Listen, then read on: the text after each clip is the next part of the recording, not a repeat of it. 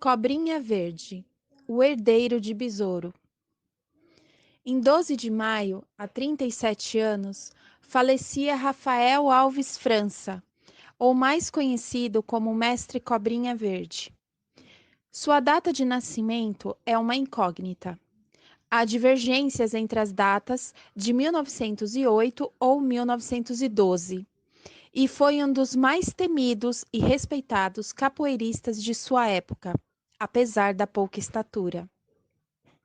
O apelido foi dado pelo seu mestre devido à sua agilidade e destreza com as pernas.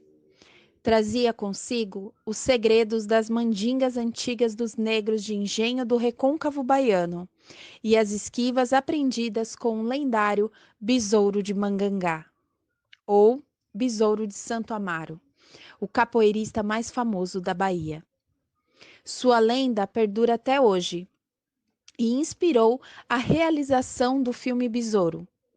Teve o personagem do capoeirista sendo protagonizado pelo ator Ayrton Carmo, que também é capoeirista, hoje contramestre e traz a perspectiva do mito criado em torno dele na região. Nascido também em Santo Amaro da Purificação, considerada o berço da capoeira e do samba de roda da Bahia, afirmava ser um parente legítimo do lendário capoeirista Besouro Mangangá, mais precisamente, seu primo. Foi com ele que, aos 4 anos de idade, se iniciou na arte da capoeiragem, mas também teve contato com outros capoeiras da região, conforme relatou em um livro de memórias. O meu mestre verdadeiro foi Besouro, mas eu aprendi com muitos mestres em Santo Amaro. Vou dar o nome de um por um. Maitá, que gozou até um samba com o nome dele. Licuri, Joité, Dendê, Gasolina, Siri de Mangue, 12 Homens, Esperidião, Juvencio Grosso, Espinho Remoso, Neco Canário Pardo. Aliás, Neco Canário Pardo foi meu mestre de jogar facão, o meu mestre de jogar navalha no cordão. Nas mãos e nos pés foi Tonha, apelidada de Tonha Rolo de Mar. É uma mulher, ainda é viva e anda de facão na mão. Mora em Feira de Santana, no Tomba. Trecho do livro Capoeira e Mandingas, página 12. A história do Mestre Cobrinha daria outro filme. Suas vivências e andanças pela capoeira e pelo Brasil mostram os heróis brasileiros esquecidos e ignorados desse país. Aos 17 anos, já era um exímio capoeirista e dominava as técnicas da navalhada e luta com facão como ninguém. Teve um sério atrito com os soldados e depois, posteriormente, com o próprio delegado da cidade, culminando numa surra dada em todo o pelotão pelo próprio. A autoridade chamava-se Veloso, avô de Caetano Veloso e Maria Bethânia. Quando soube do ocorrido, sua família o recomendou sair da cidade e ele fugiu para Lençóis. Chegando lá, torna-se jagunço do bando de Horácio de Matos, que foi um famoso coronel do sertão baiano, chamado de dono da Chapada de Diamantina e idealizador do Convênio de Lençóis de 1920. Conheceu os revoltosos liderados por Getúlio e participou lutando pelo Exército na Revolução de São Paulo de 1932. Chegou a ser condecorado e voltou para a Bahia, indo morar em Salvador, aonde deu baixa com o posto de terceiro sargento. Na velha capital, começou a trabalhar de pedreiro e, nas horas vagas, circular nas rodas de capoeira. Em uma dessas aventuras, contou que em certa ocasião, armado com um facão de 18 polegadas, enfrentou 8 policiais que abriram fogo contra ele e com o dito facão conseguiu desviar todas as balas. Esta e muitas outras façanhas eram atribuídas não só à sua agilidade e destreza, mas também há algumas mandingas que só os baianos do Recôncavo conhecem. Contava o mestre que essas mandingas foram ensinadas por um africano de nome Pascoal, que era vizinho de sua avó. Começou a dar aulas de capoeira na Fazenda Garcia.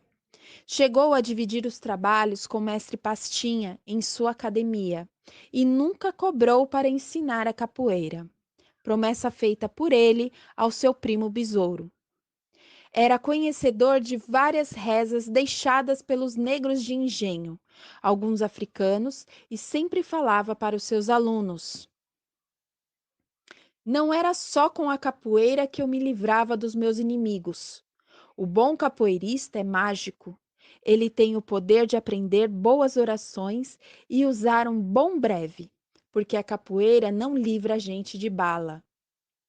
Trecho do livro Capoeira em Mandingas, página 17.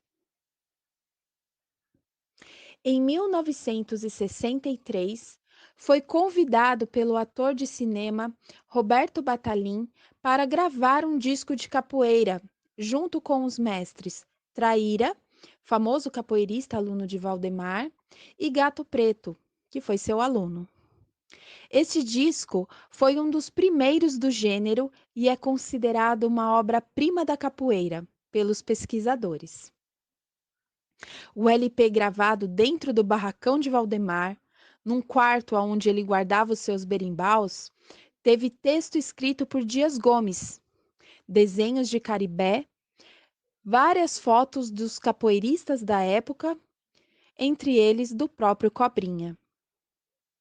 Foi editado na Casa Chauã, no Rio de Janeiro. Com o golpe militar, teve que ser feita uma nova edição e o nome do escritor retirado da obra.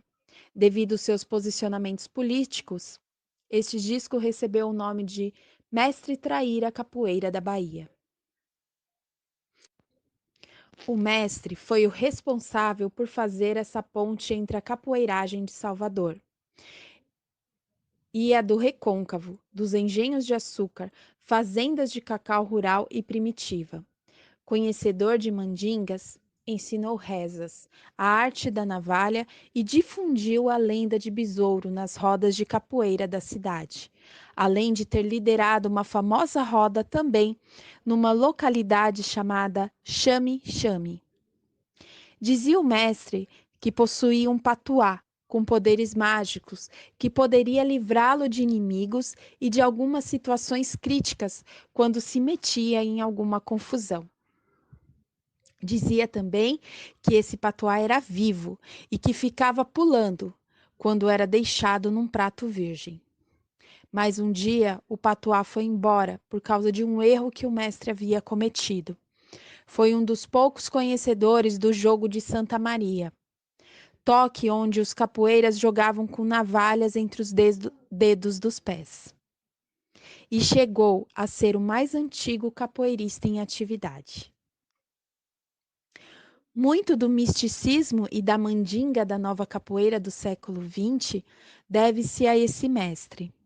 Deixou uma importante linhagem que mantém o seu legado até hoje, através dos alunos de Mestre Gato Preto, em memória, Mestre Roque, do Rio de Janeiro, Mestre Dendê, em memória, Mestre Noca do Jacó, em memória, e Mestre Marcelino Mal. A capoeira nunca vai morrer enquanto existirem pessoas que nos mostram a sua história. Aluna Maiden, Grupo de Capoeira Ginga Palmares.